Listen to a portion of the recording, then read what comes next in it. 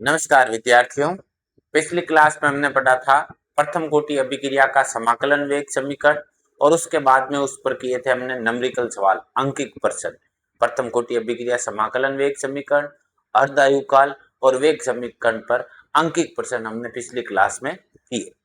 आज की क्लास में हम प्रथम कोटि समाकलन वेग समीकरण की ही बात करते हैं। प्रथम कोटि समाकलन वेग समीकरण की ही बात करते हैं, बट वो प्रथम कोटि समाकलन वेग समीकरण है वो गैसीय अभिक्रिया के लिए है।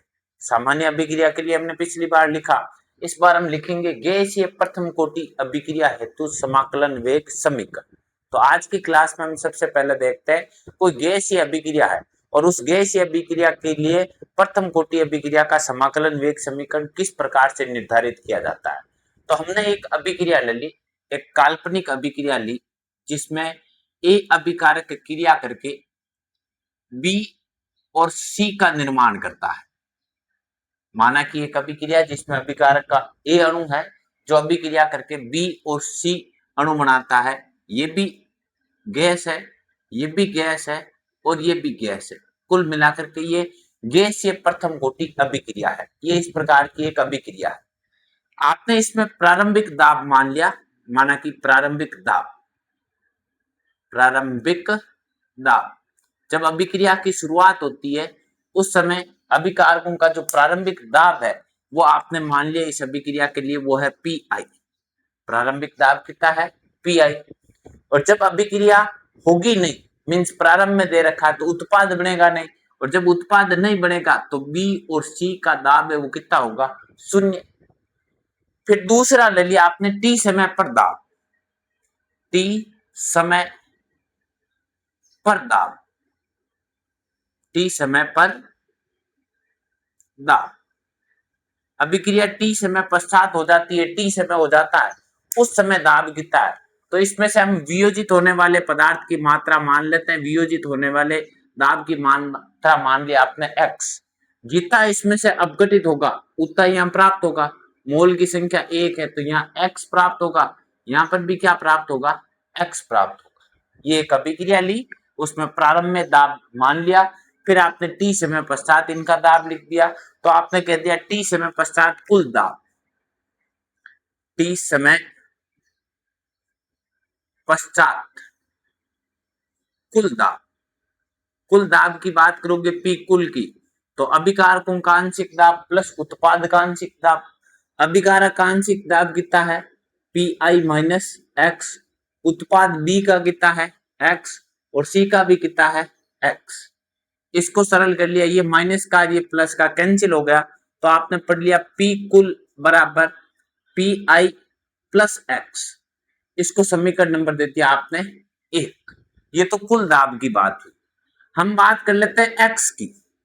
एक्स बराबर क्या हो जाएगा? ये उस तरफ चला गया, पी कुल माइनस पी आई। इसको समीकरण नंबर पढ़ लिया 2। ये एक्स का मतलब हो गया अपघटक या वियोजन की मात्रा, वियोजित होने वाले दाब की मात्रा कितनी है वो हो गया। फिर आपने लिख दी प्रथम कोटि समाकलन वेग समीकरण। प्रथम कोटि समाकलन वेग समीकरण। आप जानते हो कि प्रथम कोटि समाकलन वेग समीकरण क्या होता है? कि प्रथम कोटि समाकलन वेग समीकरण के लिए आपने लिख दिया t बराबर 2.303 अपॉन के log 10 बेस पर अभिकारकों की प्रारंभिक सांद्रता अपॉन टी समय पश्चात अभिकारकों की सांद्रता। ये प्रथम कोटि समाकलन वेग समीकरण होता है। इसको समीकरण नंबर मान लिया आपने कितना? 3। अब इन दोनों की तुलना करते हैं। तुलना करोगे तो यहाँ है अभिकारकों की प्रारंभिक सांद्रता, यहाँ आएगा अभिकारकों का प्रारंभिक दाब। तो आपने कह दी आर नोट, इस अभिक्रिया में आर नोट किसके तुल्य हुआ? अभिकारकों के प्रारंभिक दाब के तुल्य हुआ, मतलब किसके तुल्य हुआ? पी आई के तुल्य हुआ। आर का मतलब है टी समय पश्चात अभिकारकों की सांद्रता। तो टी समय पश्चात अभिकारकों का दाब कितना है? टी समय पश्चात अभिकारकों का दाब है P I minus X. R naught का मतलब अभिकारकों की सांद्रता, आर का मतलब है टी समय पश्चात सांद्रता। तो इस अभिक्रिया के लिए अभिकारकों का प्रारंभिक दाब कितना है? पी आई और आर बराबर क्या हो जाएगा पी आई माइनस एक्स है। तो यदि आर नोट बराबर है पी आई और आर बराबर है पी आई माइनस एक्स, ये मान इस समीकरण में रखोगे समीकरण नंबर 3 में, तो आपको एक नई समीकरण प्राप्त होगी। क्या नई समीकरण प्राप्त हो जाएगी? टी बराबर 2.303 अपॉन के log 10 बेस पर अभिकारकों का प्रारंभिक सांद्रता की जगह अभिकारकों का प्रारंभिक दाब means P I upon T समय पश्चात दाब क्या हो गया पी आई माइनस एक्स, ये यहां पर आ जाएगा। इसको समीकरण नंबर 3 के बाद में आपने पढ़ ली 4। अब हमने x की गणना की, x बराबर क्या है पी कुल माइनस पी आई, तो आपने लिख दिया चूंकि x बराबर होता है पी कुल माइनस पी आई। अगर ये मान इस x की जगह रखोगे तो आपको t बराबर क्या प्राप्त हो जाएगा 2.303 अपॉन के log 10 बेस पर अभिकारकों की प्रारंभिक सांद्रता P I upon P I minus x. X की जगह ये रखोगे तो ये तो पी कुल तो हो गया माइनस का, ये माइनस का वो हो जाएगा प्लस का, पी आई माइनस पी कुल प्लस पी आई। अगर इसको सरल करके लिखोगे तो क्या समीकरण प्राप्त हो जाएगी टी बराबर 2.303 अपॉन के log 10 बेस पर अभिकारकों का प्रारंभिक दाब upon 2 P I minus P कुल, ये टी समय पश्चात अभिकारकों का दाब हो गया। और इसको समीकरण नंबर आपने 4 के बाद में पढ़ ली 5, ये हो गई गैसीय समाकलन समीकरण। गैसीय समाकलन वेग समीकरण कौन सी कोटि अभिक्रिया के लिए? प्रथम कोटि अभिक्रिया के लिए। इस समीकरण में अगर हम बात करें यहाँ पर टी का मतलब है उस अभिक्रिया के दौरान लगा समय, के का मतलब है विशिष्ट अभिक्रिया वेग या दूसरे शब्दों में इसको पढ़ सकते हो वेग स्थिरांक, पी आई का मतलब है वो है अभिकारकों का आर का प्रारंभिक दाब, पी कुल का मतलब है कुल दाब, पी कुल का मतलब किससे है कुल दाब से है। और ये जो समीकरण नंबर 5 हुई ये प्रथम कोटि गैसीय अभिक्रिया का समाकलन वेग समीकरण है। ध्यान से देखना, ये जो प्रथम कोटि अभिक्रिया का गैसीय अभिक्रिया के लिए जो समाकलन वेग समीकरण है वो उस अभिक्रिया की प्रकृति पर निर्भर करता है।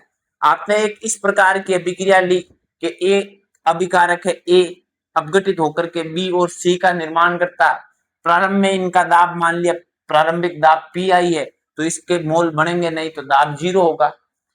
टी समय पर दाब मान लिया P I minus x, x दाब है वो अपघटित हो जाता है, यहाँ पर प्राप्त क्या हो जाएगा इसका भी एक मोल है तो एक्स और इसका भी एक मोल है तो एक्स। अगर मोलों की संख्या ज्यादा होती तो एक्स को उस मोल से गुणा कर लेते और कम होती भाग में मोल होते तो भाग दे देते।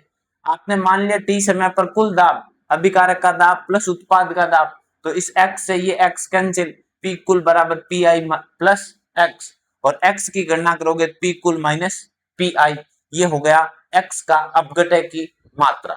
फिर जानते हो प्रथम कोटि समाकलन वेग समीकरण इस प्रकार का होता है।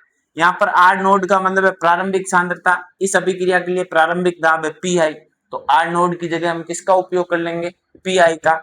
आर का मतलब है टी समय पश्चात सांद्रता, यहाँ टी समय पश्चात दाब है वो कितना है P I minus X. R naught R दोनों का मान अगर इस समीकरण में रखोगे तो आपको उसको सरल करने के पश्चात जो समीकरण प्राप्त होगी जैसे ये प्राप्त हो गई टी बराबर 2.303 अपॉन के log 10 बेस पर P I upon P I minus x. इसमें एक्स का मान रखोगे जो अभी हमने समीकरण नंबर 2 में प्राप्त किया पी कुल माइनस पी आई, ये इसमें रख करके सरल किया तो लास्ट समीकरण प्राप्त हुई टी बराबर 2.303 अपॉन के log 10 बेस पर अभिकारकों का प्रारंभिक दाब upon 2 P I minus P कुल, ये प्रथम कोटि गैसीय अभिक्रिया का हुआ समाकलन वेग समीकरण।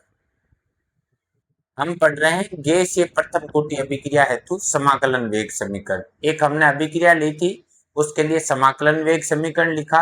अब हम गैस की प्रकृति को चेंज करते हैं, थोड़ा परिवर्तित करते हैं। एक दूसरी अभिक्रिया ली जिसमें क्या होता है कि 1 के 2 मोल अभिक्रिया करके बी का 1 मोल और सी के 2 मोल का निर्माण करता है। ए भी गैस है, बी भी गैस है और सी भी गैस है, मीन्स ये गैसीय अभिक्रिया जिसमें अणुओं की प्रकृति को हमने परिवर्तित कर दिया। फिर इसके लिए वही कंडीशन, आपने t बराबर 0 सेकंड पर दाब लिखा, मीन्स प्रारंभिक दाब लिखा। तो अभिकारक का जो प्रारंभिक दाब है वो आपने मान लिया अभिकारक का प्रारंभिक दाब PI है। जब अभिक्रिया नहीं होगी तो इसके दाब का मान कितना हो जाएगा, 0 हो जाएगा। फिर दूसरी कंडीशन में आपने t समय पर लिख दिया, t समय पर दाब, t समय पर दाब लिखा। इसमें से जो वियोजित होता है 1 मोल था तब तो x वियोजित हुआ, इसके मोलों की संख्या है 2, तो इस प्रारंभिक दाब में से PI में से कितना वियोजित हो जाएगा, 2x। यहां पर B का मोल है 1, तो यहां प्राप्त कितना होगा, x। 1 का x मोल बनता है तो 2 अणु दे रखे हैं, इसका कितना हो जाएगा, 2x। ये तो हो गई एक गैसीय अभिक्रिया जिसका प्रारंभिक दाब और t समय पश्चात हमने दाब लिख दिया। फिर हमने लिख दिया t समय पश्चात कुल दाब, t समय पश्चात कुल दाब, t समय पश्चात कुल दाब की बात करोगे तो P कुल कितना होगा, अभिकारक प्लस उत्पाद, अभिकारक का कितना है PI minus 2x plus x plus 2x। सरल करेंगे हम इसको तो 2x से माइनस के 2x से प्लस का 2x कैंसिल, मीन्स आपको ये समीकरण प्राप्त हो जाएगी P कुल बराबर PI प्लस x। इसको समीकरण नंबर दे दिया आपने 1। फिर x की बात करें तो x बराबर क्या हो जाएगा, P कुल माइनस PI। ये उस तरफ जाएगा तो माइनस का हो जाएगा, ये x का मान आ जाएगा। ये समीकरण नंबर हो गया आपका कितना, 2। फिर आपने यहां पर पढ़ लिया प्रथम कोटि समाकलन वेग समीकरण, प्रथम कोटि समाकलन वेग समीकरण। प्रथम कोटि अभिक्रिया के लिए समाकलन वेग समीकरण जो होता है वो आपने लिख दिया। किस प्रकार का होता है, जो अभी भी हमने लिखा था, t बराबर 2.303 अपॉन k log 10 बेस पर अभिकारकों की प्रारंभिक सांद्रता अपॉन t समय पश्चात अभिकारकों की सांद्रता। इसको समीकरण नंबर दे दो भले, प्रथम कोटि समाकलन वेग समीकरण को समीकरण नंबर दे दिया आपने 3। यहां पर आपने क्या कहा कि R नोड का मतलब है अभिकारकों की प्रारंभिक सांद्रता। तो इस अभिक्रिया के लिए गैसीय अभिक्रिया में दाब प्रयुक्त होता है, अभिकारक का प्रारंभिक दाब कितना है, PI है। तो R नोड की जगह आप किसका उपयोग करोगे, PI का उपयोग करोगे। R का मतलब होता है T समय पश्चात सांद्रता, यहाँ पर T समय पश्चात दाब प्रयुक्त होगा, कितना होगा कि PI माइनस 2x है। तो अगर ये है तो ये मान आप कौन से समीकरण में रखोगे, समीकरण नंबर 3 में रखोगे। तो आपको किस प्रकार की समीकरण प्राप्त होगी, कि आपको प्राप्त होगी t बराबर 2.303 अपॉन k log 10 बेस पर R नोड की जगह तो आपने लिख दिया प्रारंभिक दाब, R की जगह लिख दिया t समय पश्चात दाब जो कितना है PI माइनस 2x। इसको समीकरण नंबर 3 के बाद में आपने दे दिया कितना, 4। अब आपने x की गणना की, समीकरण 2 को भी पढ़ सकते हो, नहीं तो लिख दिया चूंकि x बराबर कितना होता है कि x बराबर होता है P कुल माइनस PI। P कुल माइनस क्या होता है, PI होता है। ये x की जगह रखोगे तो क्या समीकरण बन जाएगी कि t बराबर 2.303 अपॉन k log 10 बेस पर प्रारंभिक दाब तो था PI, t समय पश्चात दाब है वो कितना है PI माइनस 2x। तो PI तो है ही है माइनस 2x, इसको 2 से गुणा करके लिखना है तो 2p कुल माइनस माइनस किसका हो गया, प्लस का 2pi।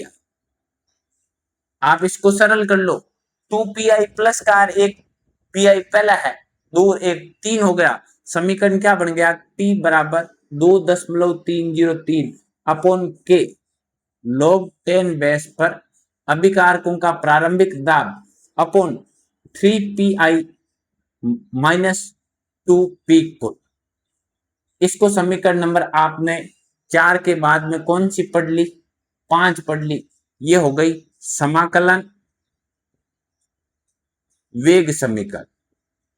कौन सी अभिक्रिया के लिए, प्रथम कोटि अभिक्रिया के लिए। और इसमें पहले में दोनों में ही अंतर है, क्योंकि जो भी गैसीय अभिक्रिया होती है उनके लिए समाकलन वेग समीकरण लिखोगे तो उनका समाकलन वेग समीकरण उस अभिक्रिया की प्रकृति पर निर्भर करेगा, उसमें अपघटित होने वाले x की मात्रा पर निर्भर करेगा, उसके दाब पर निर्भर करेगा। और इस प्रकार से उसके लिए पहले समाकलन वेग समीकरण लिखोगे, उसके बाद आंकिक प्रश्नों के लिए उसको सरल करोगे। प्रत्येक के लिए उसका पैटर्न है वो थोड़ा सा परिवर्तित होगा। वापस देखना, हमने इससे पहले अभी हमने जो अभिक्रिया ली उसमें मोलों की संख्या अभिकारक की भी एक थी, उत्पाद की भी एक एक मोल थे। यहाँ चेंज किया, अभिकारक एक है, उत्पाद 2 है, बट अभिकारक के एक के 2 मोल है और सी के भी 2 मोल है। थोड़े मोलों की संख्या को परिवर्तित करके हमने कहा कि प्रारंभिक दाब पी आई है, टी समय पश्चात दाब कितना होगा कि एक मोल में से x वियोजित होता है, 2 मोल है तो कितना वियोजित हो जाएगा 2x, एक मोल है तो x प्राप्त होगा, 2 मोल है तो 2x प्राप्त होगा। कुल दाब कितना होगा, अभिकारक और उत्पाद को जोड़ लोगे तो पी कुल बराबर P I plus x, x की गणना करोगे पी कुल माइनस पी आई। समाकलन वेग समीकरण लिखोगे प्रथम कोटि अभिक्रिया का तो इस प्रकार का होता है, जहां आर नोड प्रदर्शित करता प्रारंभिक सांद्रता को, यहाँ प्रारंभिक दाब होगा पी आई। आर का मतलब होता है टी समय पश्चात सांद्रता, यहाँ टी समय पश्चात दाब है वो है पी आई -2x। ये दोनों मान इस समीकरण में रखोगे तो ये मान प्राप्त हो जाएगा।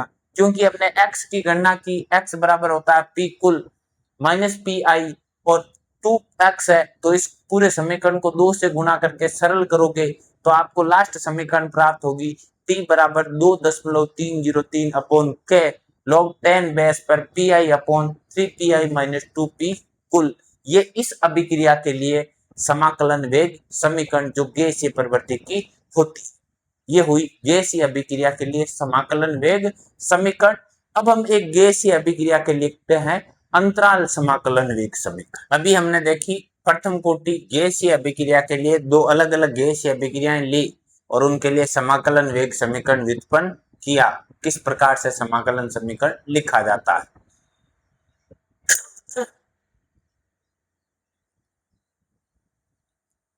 अभी हमने गैसीय अभिक्रिया के लिए समाकलन वेग समीकरण लिखा, प्रथम कोटि गैसीय अभिक्रिया का समाकलन वेग समीकरण किस प्रकार का होता है, उसके लिए दो अभिक्रियाएं ली, उन दोनों ही अभिक्रियाओं के लिए समाकलन वेग समीकरण को व्युत्पन्न किया। अब हम बात करते हैं प्रथम कोटि अभिक्रिया हेतु अंतराल समाकलन वेग समीकरण। अंतराल का मतलब होता है दो अलग अलग समय पर कोई प्रथम कोटि की रासायनिक अभिक्रियाएं होती है, उनके लिए वेग समीकरण की गणना या वेग समीकरण किस प्रकार से लिखते हैं, व्युत्पन्न करते हैं। तो हमने सबसे पहले लिख दिया प्रथम कोटि समाकलन वेग समीकरण। प्रथम कोटि समाकलन वेग समीकरण। प्रथम कोटि समाकलन वेग समीकरण की बात करें तो प्रथम कोटि समाकलन वेग समीकरण होता है t बराबर 2.303 अपॉन के log 10 बेस पर अभिकारकों की प्रारंभिक सांद्रता अपॉन टी समय पश्चात अभिकारकों की सांद्रता। इसको समीकरण नंबर दे दिया आपने 1। ये प्रथम कोटि समाकलन वेग समीकरण होता है। इस पे हमने एक कंडीशन ले ली कि यदि t1 समय पर अभिकारकों की सांद्रता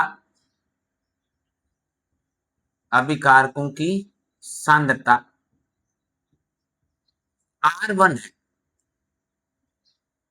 और T2 समय पर अभिकारकों की सांद्रता R2 है, तो T1 समय पर अभिकारक की सांद्रता है R1 है, T2 समय पर अभिकारक की सांद्रता R2। तो हमने पहली कंडीशन के लिए लिख दिया, पहली स्थिति के लिए केस फर्स्ट मान लिया उसको कि T1 समय पर, पहली कंडीशन के लिए अगर इस T1 समय के लिए लिखोगे तो आप लिख सकते हो T1 बराबर 2.303 अपॉन के log 10 बेस पर।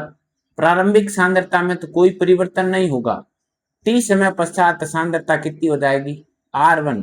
इसको समीकरण नंबर 1 के बाद में दे दिया आपने 2। फिर दूसरी कंडीशन, दो स्थितियां ली, नंबर 2 पर स्थिति में ले लिया।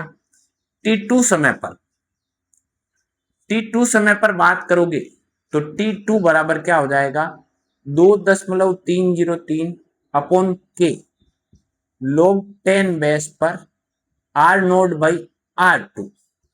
अभिकारकों की प्रारंभिक सांद्रता अपॉन T समय पश्चात सांद्रता, इसको समीकरण नंबर पढ़ लिया आपने 3। हमें इसके लिए सूत्र लिखना, वो कौन सा लिखना, अंतराल। अंतराल सूत्र मतलब T2 minus T1। T2 minus T1 मतलब समीकरण 3 में से किसको माइनस कर लोगे, 2 को। तो ये आपने लिख दिया यहां पर समीकरण 3 में से समीकरण 2 को घटाने पर,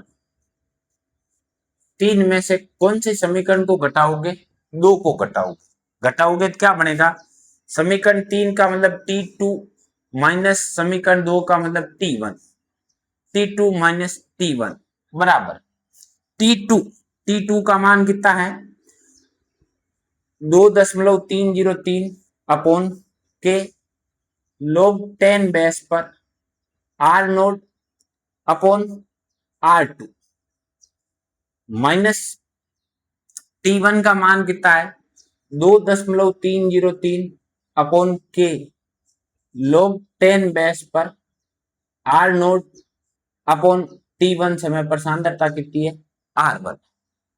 ये मान 3 में से किसको घटा दिया, 2 को घटा दिया, T2 माइनस T1। सरल करोगे तो इन दोनों में देखो 2.303 अपॉन के, यहां पर भी 2.303 अपॉन के। इसको अगर आप कॉमन ले लेते हो तो अगली समीकरण क्या बन जाएगी, अगली समीकरण बन जाएगी T2 minus T1, T2 minus T1 बराबर कॉमन ले लिया आपने 2.303 अपॉन के।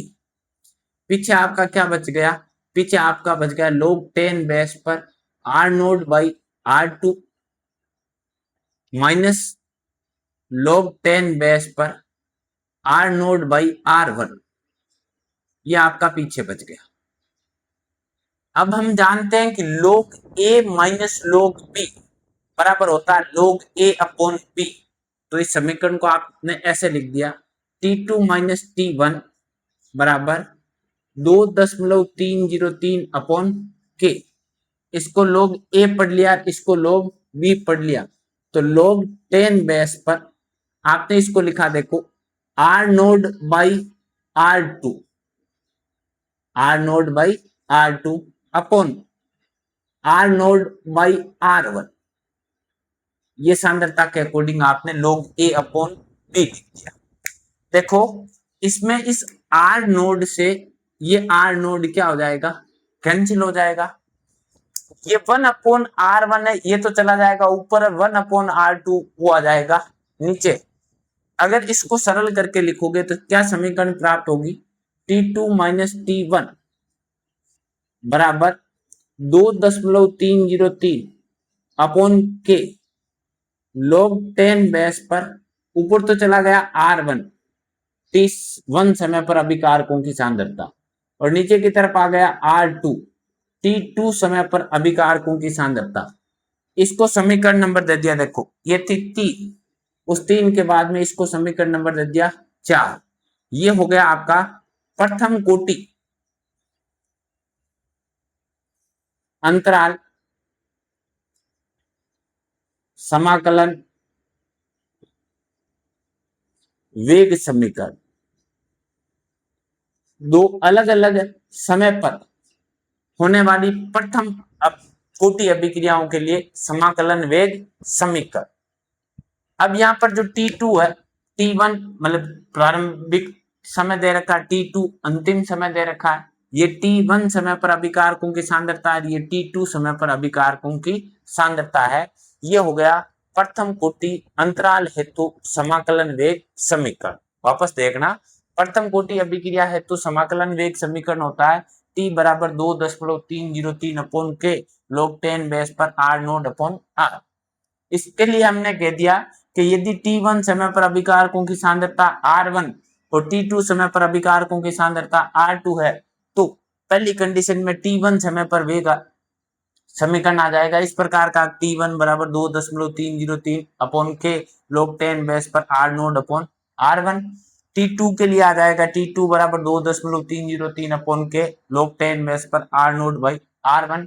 हमें अंतराल निकालना, समीकरण 3 में से 2 को घटा लिया, घटाने पर लिख दिया T2 माइनस T1, T2 का मान ये रहा और T1 का मान ये रहा। अब इन दोनों समीकरणों में देखो 2.303 अपॉन के 2.303 अपॉन के दोनों में है, उनको ले लिया कॉमन, पीछे बच गया log 10 बेस पर R note by R2 minus log 10 base पर R नोट बाई R1।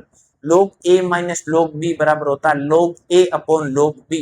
तो log A में R note by R2, log B में R note by R1। R note से R नोट कैंसिल हो गया, R1 है 1 upon R1 जो ऊपर चला जाएगा, R2 आ जाएगा नीचे। तो अंतराल हेतु समाकलन वेग समीकरण क्या हो जाएगा प्रथम कोटि अभिक्रिया का, T2 माइनस T1 बराबर 2.303 अपॉन के log 10 बेस पर R1 अपॉन R2। ये हो गया अंतराल हेतु समाकलन वेग समीकरण। तो आज की क्लास में हमने देखा गैसीय अभिक्रियाओं के लिए समाकलन वेग समीकरण कैसे लिखते हैं, प्रथम कोटि अभिक्रिया हेतु अंतराल समाकलन वेग समीकरण किस प्रकार से लिखते हैं। अगर ये समाकलन वेग समीकरण और ये क्लास आपके समझ में आई तो हमारे चैनल को लाइक करें, शेयर करें एवं सब्सक्राइब करें। धन्यवाद।